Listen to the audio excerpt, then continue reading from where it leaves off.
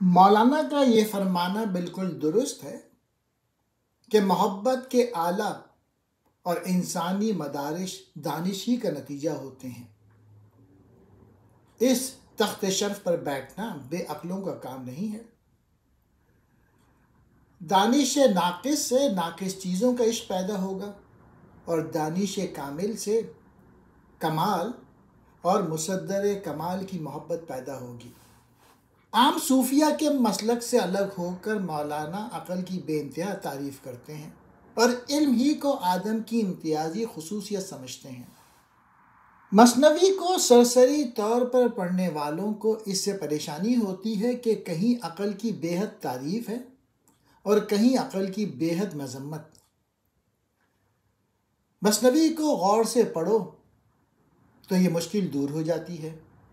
مولانا عقل الہی کو عقل کل کہتے ہیں جو موجودات کی خالق و ناظم ہے۔ اس عقل کل کے مقابلے میں نیچے کے درجے کی تمام عقلیں کم و بیش ناقص ہوتی ہیں۔ اسی طرح عقل حیوانی عقل انسانی کے مقابلے میں کم ہوتی ہے۔ انسان کی عقل حیوان کے مقابلے میں بہت دور رس ہے۔ گو حیوانوں کے اندر عقل حیوانی کے بھی ایسے کرشمے ہیں جو اعجاز معلوم ہوتے ہیں، لیکن انسانی عقل محسوسات کے عالم میں بھی عقل حیوانی کے مقابلے میں نہایت درجے وسیع ہے۔ انسان کا نصب العین یہ ہے کہ وہ محسوسات سے وابستہ جزوی عقل کو ترقی دے کر عقل کل سے ہمکنار کر دے۔ مولانا دعا فرماتے ہیں، اچھا انسان تخلیق سے تحقیق کی طرف ازرح عقل ترقی کرتا ہے اور پھر اس کی بصیرت اس درجے پہ پہنچ جاتی ہے کہ کسی شخص کا عمل دیکھنے اور اس کا قول سننے سے پہلے ہی اس کو پہچان لیتا ہے۔ اس کے پاس معرفت کی نقدی ہوتی ہے۔ فرماتے ہیں کہ جو لوگ تحقیق کے ذریعے سے دین کے حقائق سے آشنا نہیں ہوتے، محض سنی سنائی باتوں پر یقین کر لیتے ہیں اور ہر عقیدے کے لیے دوسروں کے نشان اور نقش پا ڈھونڈتے ہیں تاکہ دوسروں کے قدم پر قدم رکھیں، اس کے یقین کی بنیادیں بہت بودی ہوتی ہیں۔ ذرا سا وہم ان کو شک اور گمان میں ڈال سکتا ہے۔ امام غزالی نے بھی اسی طرح عقل کے مدارج کا ذکر کیا ہے اور انبیاء کی اس بصیرت کو جو وحی سے حاصل ہوتی ہے عقل ہی کا ایک بلند تر درجہ قرار دیا ہے اور اس کے لیے عقل نبوی کی اصطلاح استعمال کی ہے۔ معلوم ہوا ہے کہ عقل و شعور کے ارتقاء کی کوئی انتہا نہیں، اور جب کوئی صوفی کہتا ہے میں عقل کو پیچھے چھوڑ کر آگے بڑھا تو حقیقت میں اس کی مراد یہ ہوتی ہے کہ عام طور پر جس کو عقل انسانی کہتے ہیں جو استدلال پہ مبنی ہے، میں اس سے اوپر کے درجے میں جہاں پہنچا اور وہاں کی عقل کے مقابلے میں عام عقل انسانی جہل آمیز معلوم ہوتی ہے۔ امام غزالی نے حواس کی مثال سے بھی اس کو سمجھانے کی ایک کوشش کی ہے۔ فرماتے ہیں کہ جس طرح کان خواہ شنوائی کو کتنا بھی تیز کرے لیکن دیکھ نہیں سکتا، اور آنکھ بصارت کے کمال کے بعد بھی آوازوں کو سن نہیں سکتی، اسی طرح اس عقل سے بالائے تر کے محسوسات اور انکشافات کو نہ معقولات میں بیان کر سکتے ہیں اور نہ محسوسات اور تمثیلات کی زبان میں۔ عقل جزوی ایک پست تر درجے کی عقل ہے جو جزیات سے کلیات کی طرف بڑھتی ہے۔ بعض حکمہ و فلاسفر میں جو الحاد و کفر کی طرف میلان معلوم ہوتا ہے، اس کی وجہ مولانا یہی بیان کرتے ہیں کہ وہ عقل جزوی کی اینک سے بالاتر حقائق کو دیکھنا چاہتے ہیں۔ جب اس کم طاقت کی دوربین سے ان کو ستاروں سے آگے کے جہاں نظر نہیں آتے تو وہ ان کے وجود ہی کے منکر ہو جاتے ہیں۔ مولانا فرماتے ہیں کہ حیرت کی دو قسمیں ہیں۔ ایک وہ حیرت ہے جو حقیقت کے روپوش ہونے سے پیدا ہوتی ہے، یہ جہالت کی حیرت ہے۔ جیسے کوئی گوار سائنس کے کرشمے دیکھ کر حیران ہو جائے۔ گمراہ شخص بھی حیران ہی ہوتا ہے کیونکہ اس کو کسی طرف صحیح راستہ نظر نہیں آتا۔ افلاطون نے کہا ہے کہ علم کا آغاز حیرت ہے۔ حقیقت اشیاء سے ناواقف ہونے کی وجہ سے انسان حیران ہوتا ہے اور اس حیرت کو رفع کرنے کے لیے کچھ جاننا چاہتا ہے۔ رفتہ رفتہ انسان حیرت سے علم کی طرف ترقی کرتا ہے۔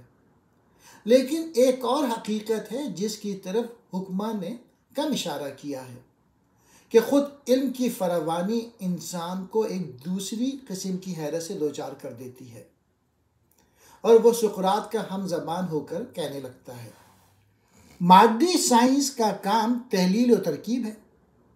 وہ زندہ جسم کے اجزاء اور اعضاء کو الگ الگ کر کے ایک خلیہ اور ایک ایک ذرے کا تجزیہ کرتی ہے، اور پھر ان اجزاء کو جوڑ کر اور ان کی ترکیب سے زندگی کی اصلیت کا سراغ لگانا چاہتی ہے۔ برگساں کہتا ہے کہ زندگی کی حقیقت اس طرح ہاتھ نہیں آتی۔ رگوں پٹھوں پر نشتر لگانے سے اور ان کا تجزیہ کرنے سے حقیقت حیات تک رسائی ناممکن ہے۔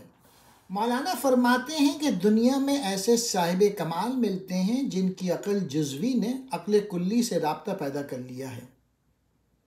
عقل جزوی میں اگر ترقی کرنے کا تقاضا پیدا ہو اور وہ تکمیل کے لیے بےتاب ہو تو اس کو عقل کل کا فیضان حاصل ہونا شروع ہو جاتا ہے۔ عقل جزوی کی ترقی کے لیے بھی عقل مندوں کی صحبت کی ضرورت ہے۔ بعض صحبتوں میں عقلی رابطہ ہوتا ہے اور بعض میں حوث کا نفسی تعلق۔ انسان پر صحبت کا اثر بہت گہرا ہوتا ہے۔ اچھی صحبت سے عقل میں اضافہ ہوتا ہے۔ قرآن کریم نے جس ابلیسیت کا ذکر کیا ہے وہ مادہ پرستی اور صورت پرستی کی جزوی عقل ہے جو کوتا بینی سے متکبر ہو گئی ہے۔ ابلیس آدم کی صورت اور اس کی مادی جسمانیت سے گمراہ ہو گیا۔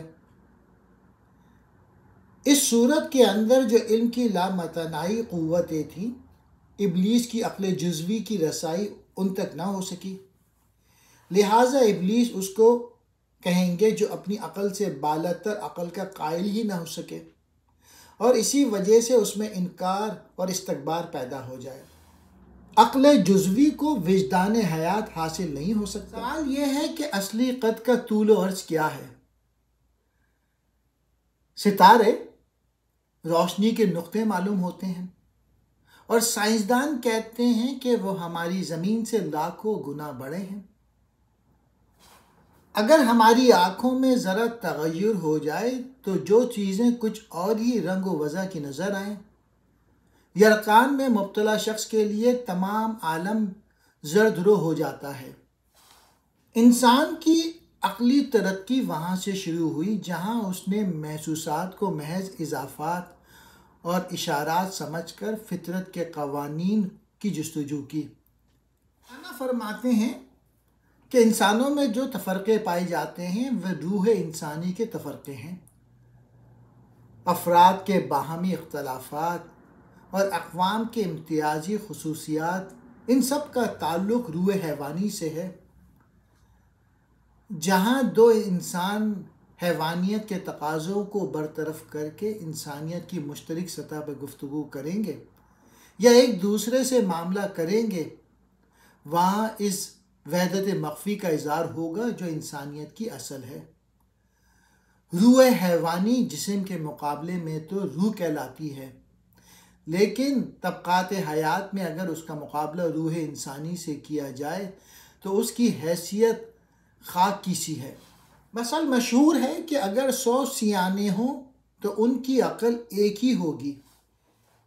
انکشاف حقیقت شروع میں الہام سے ہوتا ہے، لیکن اس کے بعد عقل اس پر عظیم الشان تعمیریں کھڑی کر لیتی ہے اور اس حقیقت کے ثبوت میں دلائل بھی مہیا کر لیتی ہے۔ اندھے عصا کے سہارے پر چلتے ہیں۔ اگر وہ ہر وقت ٹھوکریں نہیں کھاتے اور گڑھوں میں نہیں گرتے تو اس کی وجہ یہ ہے کہ یہ دیدہ ور لوگوں کی پناہ میں ہیں۔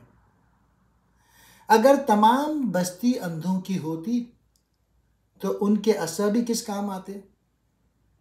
کہتے ہیں کہ ایک اندھے کو لوگوں نے دیکھا کہ اندھیرے میں چراغ ہاتھوں میں لے کے چل رہا ہے۔ کسی نے کہا حافظ جی یہ کیا فعل ہے، تم کو اس چراغ سے کیا فائدہ؟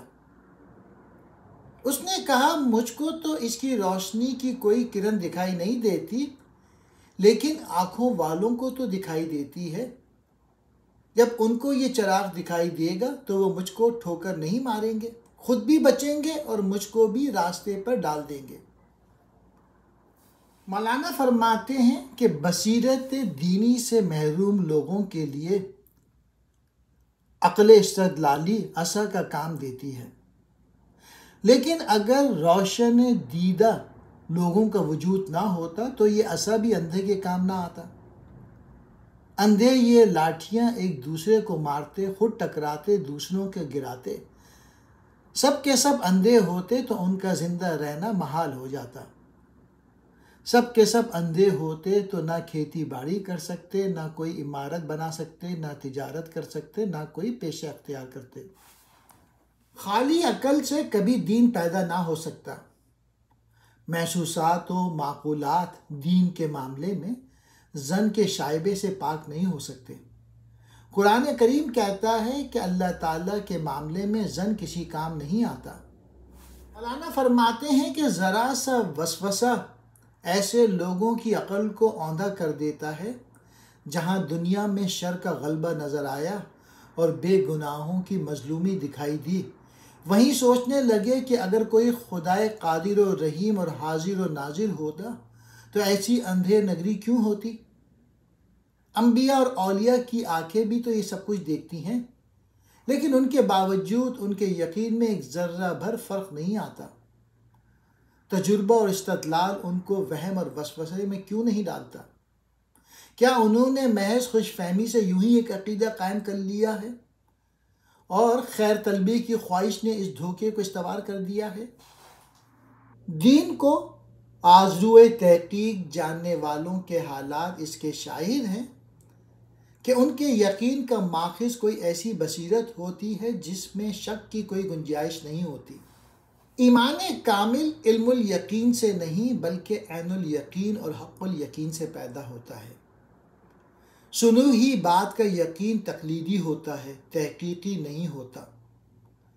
مولانا فرماتے ہیں کہ استدلالیوں کا ایک طبقہ ایسا بھی ہے جو ازروِ عقل دین کے حقائق کے قائل معلوم ہوتے ہیں اور ان کے ثبوت میں بہت سے دلائل پیش کرتے ہیں۔ ان کو خود یہ دھوکہ ہوتا ہے کہ وہ ان کی حقیقت کو استدلال سے ثابت کر رہے ہیں، اور دوسرے لوگ بھی یہ سمجھتے ہیں کہ یہ محض عقل استدلالی سے دین کے حقائق تک پہنچ گئے ہیں۔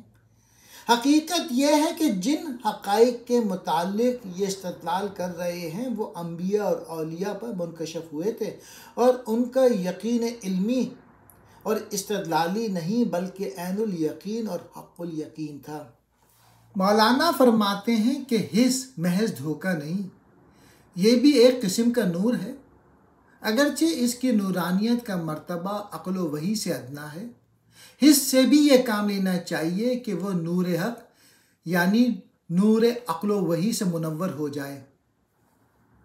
عقل و فکر و اندیشے کی حقیقت آگ کی مثال سے سمجھ لو۔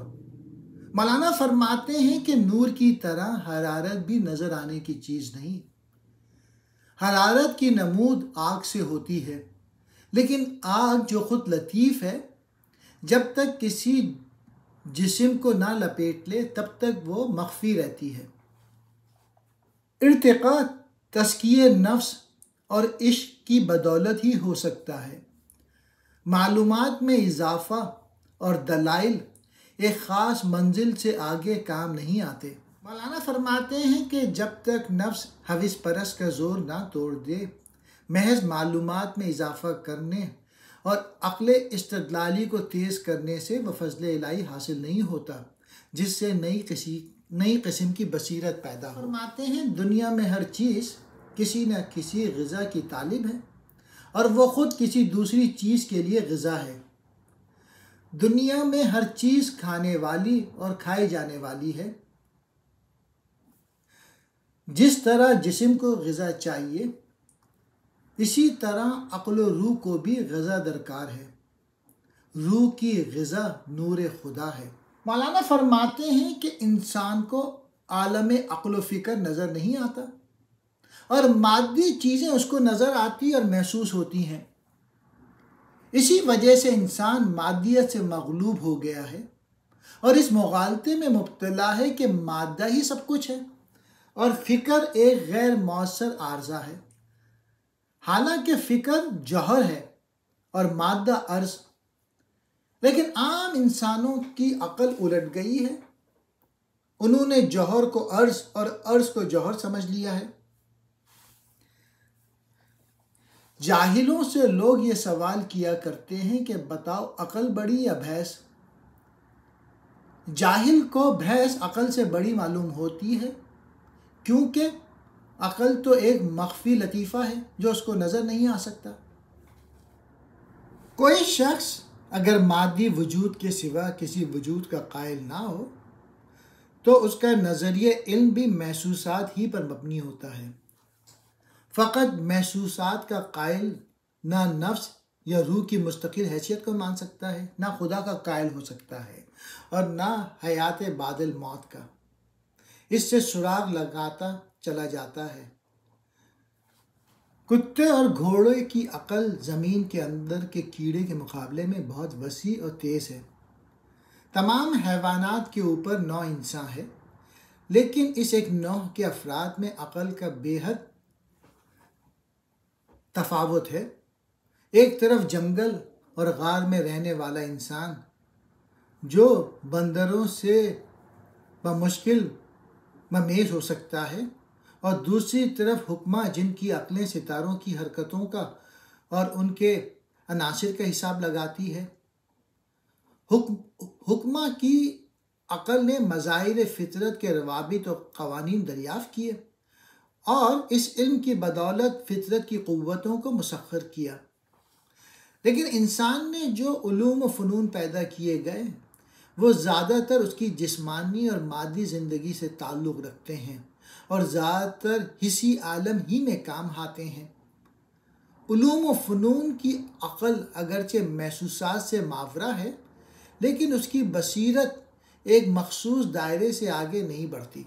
حکمہ کے علاوہ انبیاء اور اولیاء کا ایک طبقہ ہے جن کی بصیرت عوام اور حکمہ دونوں کے مقابلے میں بہت زیادہ کاشف اسرار ہے۔ کسی کی طبیعت میں بغیر تعلیم کے کچھ باتیں پیدا ہوتی ہیں، جیسا کہ اللہ تعالیٰ نے فرمایا کہ خارج سے کسی آگ کے چھوئے بغیر معرفت کا تیل روشن ہو جاتا ہے۔ نور علی النور، یعنی یہ نور بصیرت عام نور عقل سے بالاتر ہوتا ہے۔ انبیاء علیہ السلام کی یہی مثال ہے، کیونکہ ان پر باریک باتیں خود بخود کھل جاتی ہیں، بغیر اس کے کہ کسی سے سیکھی ہوں یا سنی ہوں، اور اسی کا نام الہام ہے۔ اور حضرت صلی اللہ علیہ وآلہ وسلم نے یہ جو فرمایا ہے کہ روح القدس نے میرے دل میں یہ پھونکا، اس سے یہی مراد ہے۔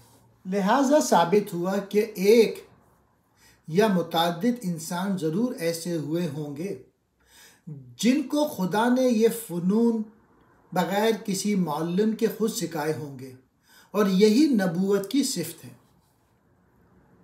وحی کے لغوی معنی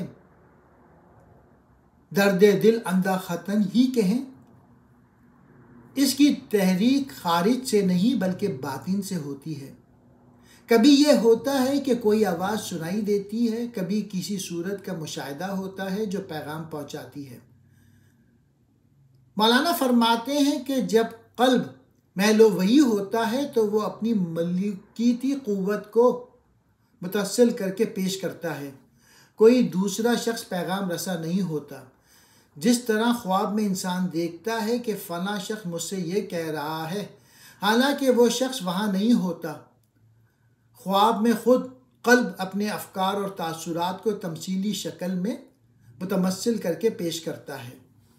مولانا فرماتے ہیں کہ انسان یوں سمجھتا ہے کہ روح القدس یا جبرائیل کچھ کہہ رہے ہیں، حالانکہ خود نبی یا ولی کی قوت ملکوتی نے یہ تمثیل اختیار کی۔ وحی و الہام کے مسئلے کو سمجھنے کے لیے ملائکہ کی حقیقت کا حسب مقدور سمجھنا لازمی معلوم ہوتا ہے۔ ارباب ظاہر کرتے ہیں کہ فرشتے پرندوں کی طرح کی مخلوق ہیں، در حقیقت زمین و آسمان کے درمیان پرواز کرتے ہیں۔ اکثر اولیاء اور تمام انبیاء کو ملائکہ کا کسی نہ کسی صورت میں مشاہدہ یا ان کے افعال و وظائف کا کچھ تجربہ ہوا ہے۔ اسی لیے ملائکہ پر ایمان کلی کا ایک جز قرار دیا گیا ہے۔ قرآن سے یہ معلوم ہوتا ہے کہ ملائکہ بھی صاحب علم ہیں، لیکن آدم کے مقابلے میں ان کا علم کم درجے کا ہے۔ علم نے تمام ملائکہ کو آدم کے سامنے سر سجود کر دیا۔ عالم کی حقیقت علم ہے اور علم و عالم دونوں کا مرکز قلب انسانی ہے۔ اقبال نے اسی حقیقت قرآنی کو اس مصرعے میں بیان کیا ہے: عشق ہے ام الکتاب، علم ہے ابن الکتاب۔ جس کو آدم صفی کہتے ہیں وہ آدمیت کی معراج ہے اور اس کے ارتقاء روحانی کی آخری منزل ہے۔ اقبال نے کہا ہے: یہی سلطان ہے تیرے بحر و بر کا، کہوں کیا ماجرا اس بے بصر کا، نہ خود بین نے خدا بین نے جہاں بین، یہی شہکار ہے تیرے ہنر کا۔ آسن تقویم پر قائم رہتے ہوئے جب انسان روحانی بلندیوں پہ پہنچتا ہے تو یہ کیفیت ہوتی ہے۔ مولانا خدا کو اکثر دوست کے لقب سے پکارتے ہیں کیونکہ یار وفادار حقیقت میں خدا ہی ہے، باقی سب دوستیاں اغراض سے ملوث اور بے وفائی کے شائبے سے خالی نہیں۔ اس میں کوئی شک نہیں کہ عقل ایک نعمت الہی ہے اور وہ انسانوں کو حیوانوں سے ممیز کرتی ہے، لیکن عقل کا وظیفہ یہ ہے کہ اس کا کمال انسان کو ماورائے عقل حقائق کی طرف رہنمائی کرے۔ انسانی عقل منزل مقصود نہیں بلکہ ایک سر راہ ہے۔ ہر شخص دنیا کے مدرسے میں حساب اور ریاضی سیکھتا ہے، لیکن خود نیوٹن اور آئنسٹائن صدیوں میں ایک پیدا ہوتا ہے۔ اسی طرح ہر علم و فن کا حال ہے۔ روحانی ترقی کے دروازے کسی پر بند نہیں، لیکن ترقی حسب استعداد اور حسب توفیق ہوتی ہے۔ نبیوں کا کام اپنے آپ کو منوانا نہ تھا بلکہ خدا کو منوانا تھا اور انسان کو اس کی حقیقت سے آشنا کرنا تھا۔ رسالت ایک ذریعہ ہے اور توحید مقصود۔ دنیا کو اب اس قسم کی نبوت کی ضرورت نہیں۔ اب نبوت کے اس دعوے سے فقط شخصی پرستی پیدا ہوتی ہے۔ اس لیے توحید کو کامل کرنے اور وضاحت سے اپنا پیغام پہنچانے کے بعد خدا نے دعویٰ نبوت کا راستہ بند کر دیا۔ وحدت وجود۔ وحدت وجود کا مسئلہ صدیوں سے حکماں، صوفیہ، اہل کلام اور تمام طبقوں میں مارکہ خیز رہا ہے۔ اسلام کا اصل مقصد توحید کی تبلیغ تھی۔ لا الہ الا اللہ کے سوا زمین و آسمان میں کوئی دوسرا معبود نہیں، فقط اسی ایک معبود کی عبادت کی جائے، اسی کو رب اور خالق اور مالک یقین کیا جائے، اسی کی طرف یکسو ہو کر رخ کیا جائے، نہ فطرت کے مظاہر کی پرستش کی جائے اور نہ انسان کی۔ خالق ایک ہی ہے جو مخلوق کو عدم سے وجود میں لاتا ہے اور پھر جسے چاہے وجود سے عدم میں واپس لے جاتا ہے۔ وحدت وجود کا مسئلہ وہاں پیدا ہوا جہاں دین میں علم الکلام اور فلسفے کی آمیزش ہوئی۔ یونانی فلسفے کا آغاز یہاں سے ہوا کہ تمام موجودات کی اصلیت پانی ہے اور جو کچھ ہے وہ پانی ہی کی ایک صورت ہے۔ اس کے بعد دوسروں نے کہا کہ پانی نہیں بلکہ آگ ہے۔ اسلامی تصور میں جو نظریہ وحدت الوجود ہے، اس کا مفہوم یہ ہے کہ خدا کے سوا اور کسی چیز کا وجود نہیں۔ ہمہ اوست جو کچھ ہے وہ خدا ہی کی ذات کا مظہر ہے۔ ہستی ایک ہی ہے۔ تمام مختلف ہستیوں میں ہستی مشترک ہے اور وہ ہستی خدا ہے۔ اسلامی توحید کی تعلیم یہ تھی کہ خدا کے سوا اور کوئی معبود نہیں۔ اب ایسے لوگ آ گئے جو کہنے لگے خدا کے سوا اور کوئی موجود ہی نہیں ہے۔ جب خدا کے سوا اور کوئی موجود نہیں تو عابد اور معبود کا فرق بھی مٹ جائے اور پرستش کی حقیقت کچھ نہ رہے گی۔ اسلامی توحید کا خدا نہ سقراط و افلاطون کے ہاں ملتا ہے اور نہ ارسطو کے ہاں۔ فلاطونیس کہتا ہے کہ ہستی مطلق نور مطلق ہے جو ماورائے روح و نفس اور ماورائے عقل و ادراک ہے۔ اس پر کسی صفت کا اطلاق نہیں ہوتا۔ تمام رنگ اسی سے نکلتے ہیں لیکن وہ خود بے رنگ ہے۔ تمام صفات درجہ بدرجہ اس سے سرد ہوتے ہیں لیکن وہ اپنی ذات میں کسی صفت کا حامل نہیں۔ ہر شے کی حقیقت اتنی ہی ہے جتنا کہ اس کو نور ازلی سے حصہ ملا ہو۔ جس طرح سورج کی کسی کرن کا وجود بلذت اور مستقل نہیں، اسی طرح تنزیلات کے کسی درجے میں کوئی شے مستقل انفرادی وجود نہیں رکھتی۔ وحدت وجود کا یہ نظریہ مسلمانوں کے ہاں بھی فلسفہ تصوف کا ایک اہم جز بن گیا اور مغرب میں مسیحی تصوف پر بھی اس نے پائیدار نقش چھوڑے ہیں۔ یہ نظریہ بدھ مت کے نظریہ وجود سے الگ ہے اور سقراط، افلاطون اور ارسطو کی تعلیم کو بھی پیچھے چھوڑ گیا ہے، جہاں عقل کلی ایک ابتدائی اور انتہائی حقیقت ہے۔ فلاطونس کے ہاں ہستی مطلق ماورائے عقل ہے۔ وحدت الوجود اور وحدت الشہود میں فرق یہ ہے کہ وحدت وجود کے لحاظ سے ہر چیز کو خدا کہہ سکتے ہیں اور جس طرح حباب اور موج کو بھی پانی کہہ سکتے ہیں، لیکن وحدت الشہود میں یہ اطلاق جائز نہیں کیونکہ انسان کے سائے کو انسان نہیں کہہ سکتے۔ وحدت وجود کا مسئلہ بظاہر غلط معلوم ہوتا ہے اور اہل ظاہر کے نزدیک تو اس کے قائل کا وہی صلہ ہے جو منصور کو دار پہ ملا تھا، لیکن حقیقت یہ ہے کہ وحدت وجود کے بغیر چارہ ہی نہیں۔ قرآن مجید میں بکثرت اس قسم کی آیتیں موجود ہیں جس سے ثابت ہوتا ہے کہ ظاہر و باطن، اول و آخر جو کچھ ہے خدا ہی ہے۔ اب سوال یہ پیدا ہوتا ہے کہ مولانا روم کی نسبت کیا فیصلہ کیا جائے کہ ان کا شمار وحدت الوجود میں ہے یا وحدت شہود کو تسلیم کرنے والوں میں ہے۔